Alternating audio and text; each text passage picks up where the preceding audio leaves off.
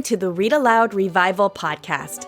I'm your host, Sarah McKenzie, homeschooling mama of 6 and author of The Read-Aloud Family and Teaching from Rest. As parents, we're overwhelmed with a lot to do. It feels like every child needs something different. The good news is you are the best person to help your kids learn and grow, and home is the best place to fall in love with books. This podcast has been downloaded 7 million times in over 160 countries. So if you want to nurture warm relationships while also raising kids who love to read, you're in good company. We'll help your kids fall in love with books, and we'll help you fall in love with homeschooling. Let's get started.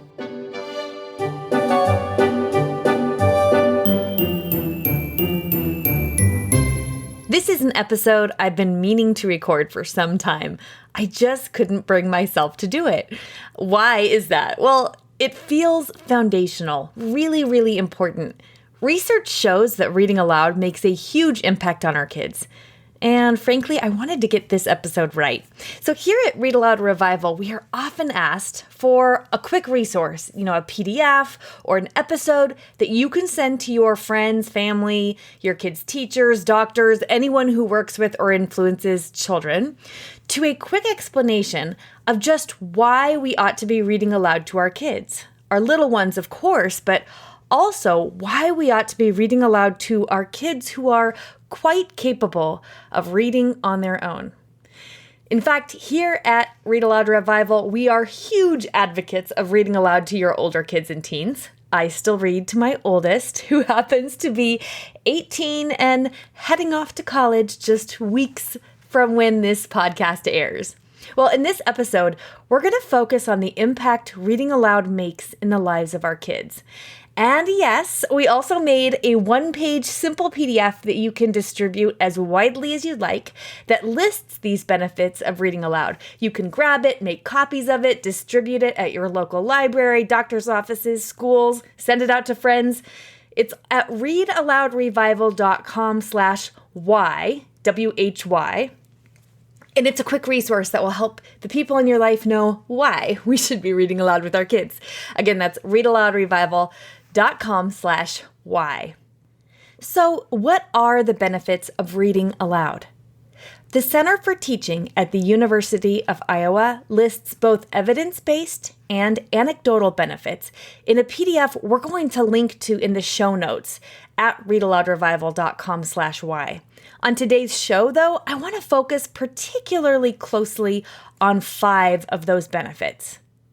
Number 1, reading aloud develops bigger picture perspective and empathy. Number 2, reading aloud improves academic performance, vocabulary, and information processing skills. Number 3, reading aloud models fluency and expression. Number 4, reading aloud builds community. And number 5, reading aloud slows down and enriches time. Let's approach each of those benefits now.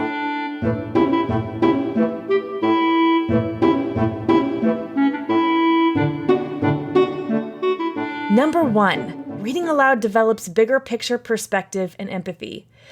Listen, every story you've ever heard is about a character who needs something and wants something, and they have to overcome obstacles, both internal and external, to get it. That's what a story is. It's a character on a journey of transformation. And every time your child hears a story, or reads one on their own for that matter, they're stepping in the shoes of another and walking a mile in those shoes. Books are different than movies or even the real flesh and blood people in our lives because in books, we get into the mind of the character. We're privy to their thoughts. That's not something we usually get in other forms of storytelling like movies or plays or TV shows. It's certainly not something we're privy to in our real life relationships. But when we read a story, we really do get to slip on the shoes of someone who's living a life different than our own, sometimes very different, and we get to see the world from their point of view.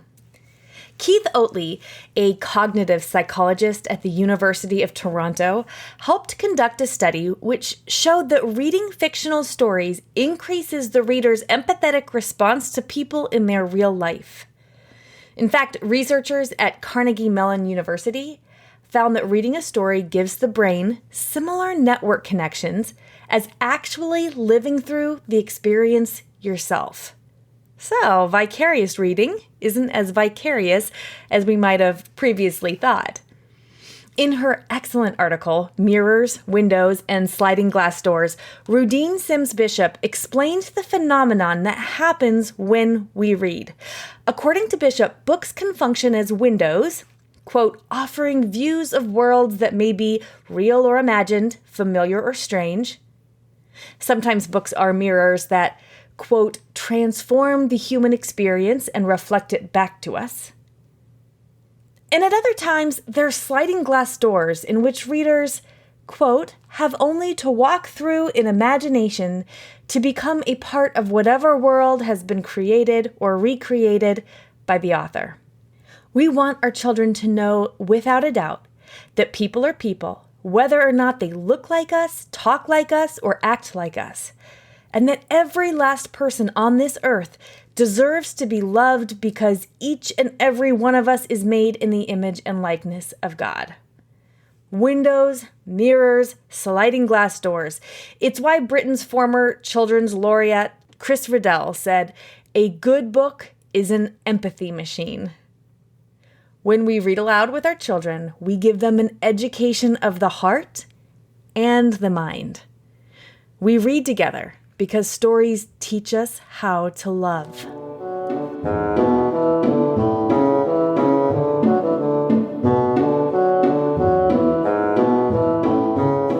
Benefit number 2 is that reading aloud improves academic performance, vocabulary, and information processing skills. Educational experts are constantly on the lookout for what could potentially give our kids better academic results. Smaller class sizes, continuing education for teachers, longer school days, shorter school days, bigger budgets, maybe. But one thing we know for sure, reading aloud makes a tremendous difference here, and it doesn't cost a thing.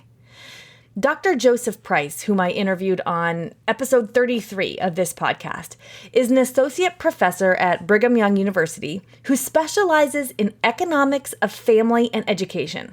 His research demonstrates that 1 extra day per week of parent-child read-aloud sessions during the first 10 years of a child's life increases standardized test scores by half a standard deviation.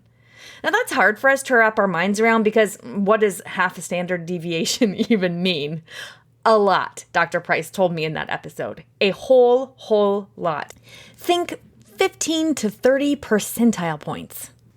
In the Read Aloud Handbook, Jim Trelease suggests that the academic benefits alone of reading aloud are so great, if someone invented a pill to deliver those same benefits, there would be a line for miles and miles to get it.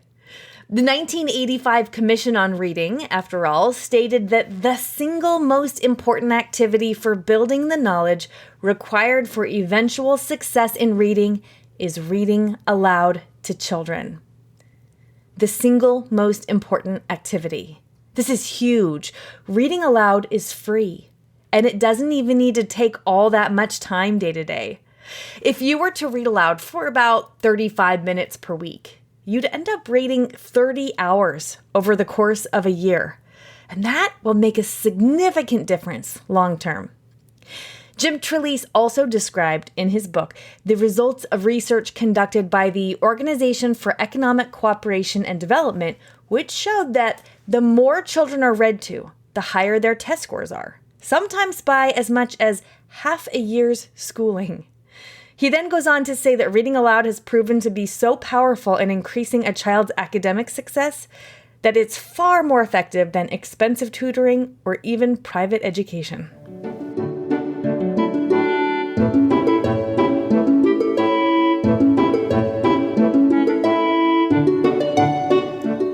Benefit number 3 is reading aloud models fluency and expression. When our kids listen to us reading aloud, or when they listen to an audiobook, they get not only the language that they'd see if they were reading the words from a page themselves, but they also hear how that language sounds, the rhythm, the cadence, the intonation. Not only are we decoding the words for the kids who are listening, but We pause at commas and periods just naturally. Our voices go up a bit when we get to a question mark, and we add emphasis for exclamation points. Andrew Pudua from the Institute for Excellence in Writing points out that there is no other place where children get grammatically correct and sophisticated language patterns other than listening to books. They don't get grammatically correct, sophisticated language patterns from TV or social media. They don't get them from their friends. They don't even get these patterns in conversation with adults because we don't speak with sophisticated language patterns most of the time.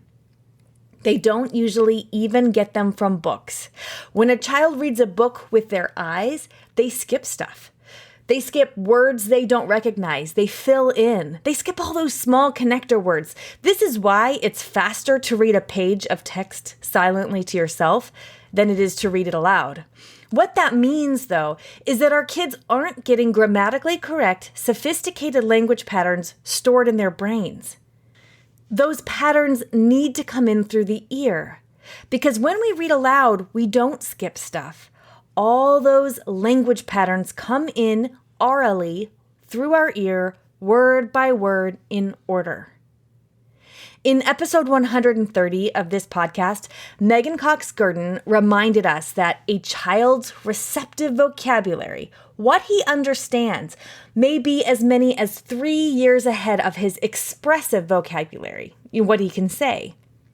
In fact, a child's reading level doesn't typically catch up to his listening level until about the 8th grade. That means we can read aloud to our kids books that are substantially more complex and rich in beautiful language and those sophisticated language patterns than they could read on their own. In her book, The Enchanted Hour, The Miraculous Power of Reading Aloud in an Age of Distraction, which I highly recommend, Megan Cox-Gurdon writes, quote, "An adult reading aloud does far more than impart a story. He or she also shows by tone of voice, phrasing, and pronunciation how complicated sentences can be tackled, subdued, and enjoyed. And while all that is happening, the child is soaking up fresh ideas and unfamiliar words."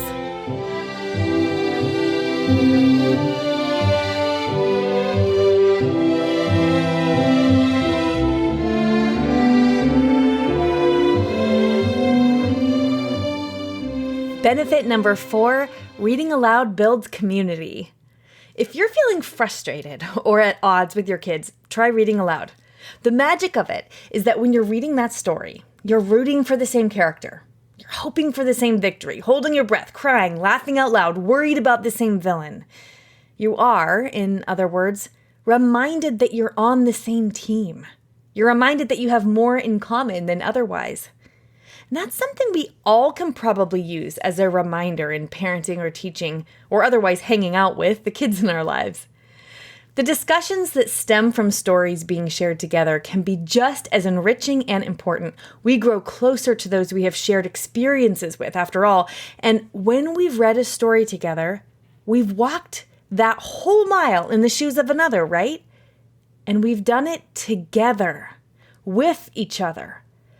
Now we have another shared experience to draw from, another connective tie to one another. This is why, in her book, Megan Cox-Gurdon quotes Susan Pinker. Here's the quote.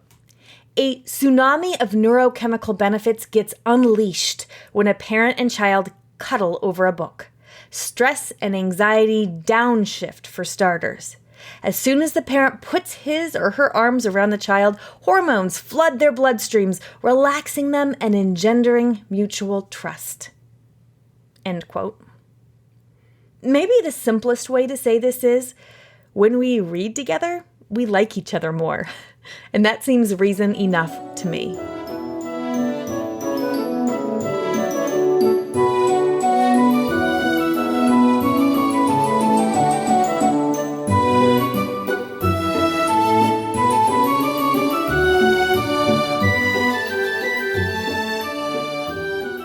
Benefit number 5, reading aloud slows down and enriches time.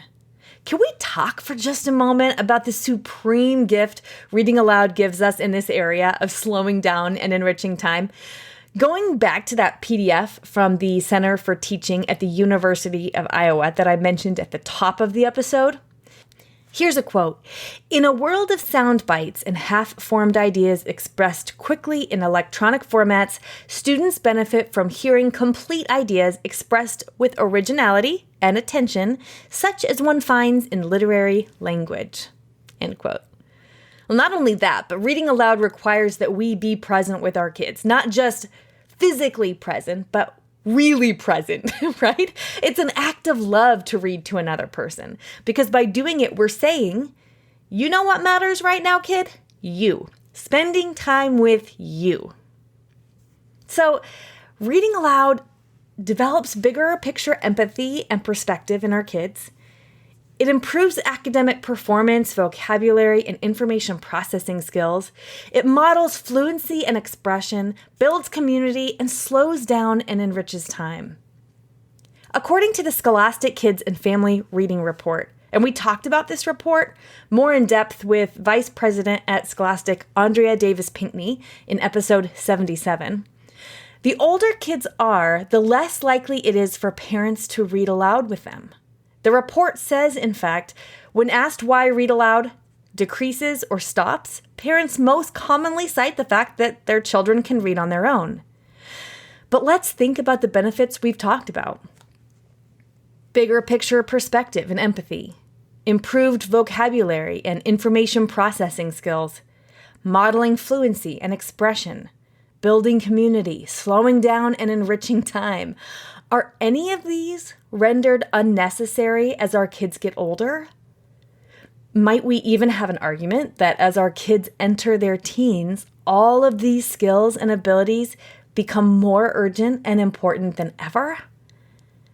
Can you think of another way that all of this can be done with nothing more than a library card in 10 or 15 minutes of time that would make this kind of significant impact on the lives of our kids?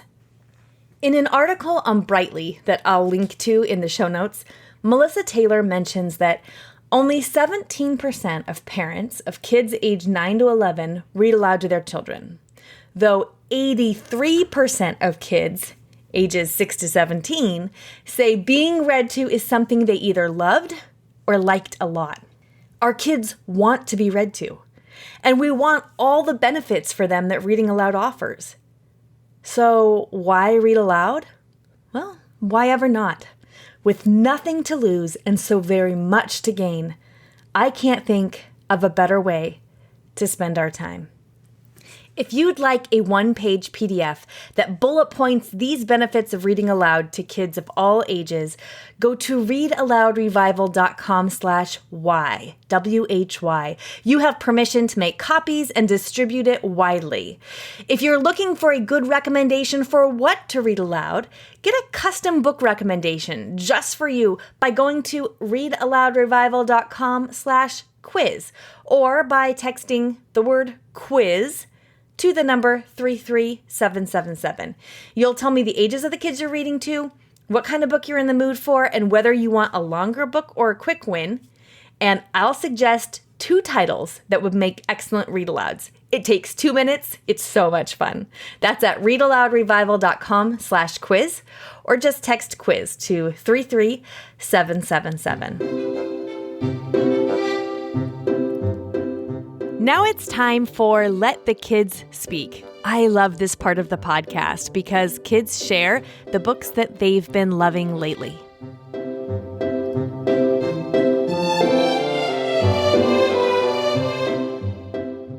Hi, I'm Haley Bishrod. I'm 10 and a half, and my favorite book is The Prince Warriors Saga and The Time Castaways. The Prince Warriors Saga is a Christian allegory. Hi, I'm Reese. I'm from Midlothian, Virginia. I'm 8 years old, and my favorite book is Warrior Cats because there's lots of battles, and it's very interesting to read. Hi, my name is Daphne. My favorite book, I'm 6 years old, and my favorite book is The Nest for Celeste. I'm Gwyneth, and how old I am is 4, and my favorite book is Goodnight Moon. And we live as for Hi, my name is Caroline Nova, and I'm 9 years old, and I live in Missouri, and my favorite book is Dark Diaries because I like the characters. Bye. Hi, my name is Clara, and I am 9, and I live in Missouri, and my favorite book is the Wayside School books because I like all the funny characters and what the funny characters do. Hello, my name is Caleb. I'm 10 and I'm from Missouri, and my favorite books are Minecraft Diaries, Zombie Diaries, and Henry Huggins.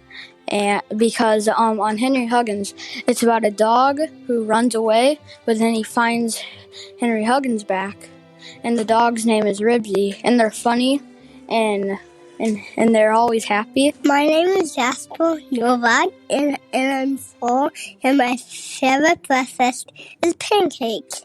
And I love Good Night Chips inside because they work super duper hard that they built a new world or a new castle. My name is Willa Mina Novak. I'm 6 years old.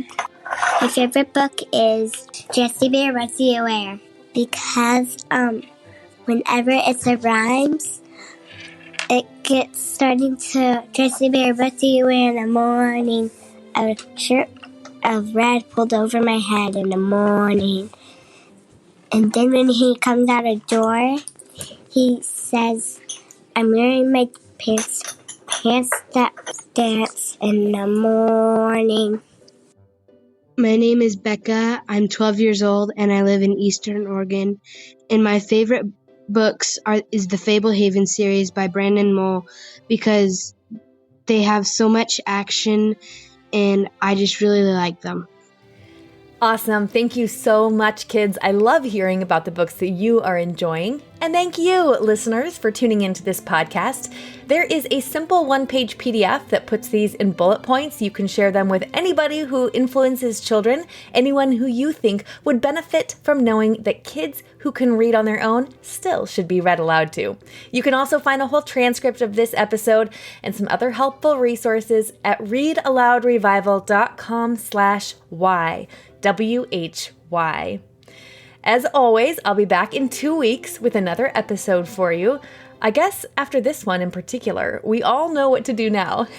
Let's go read to our kids.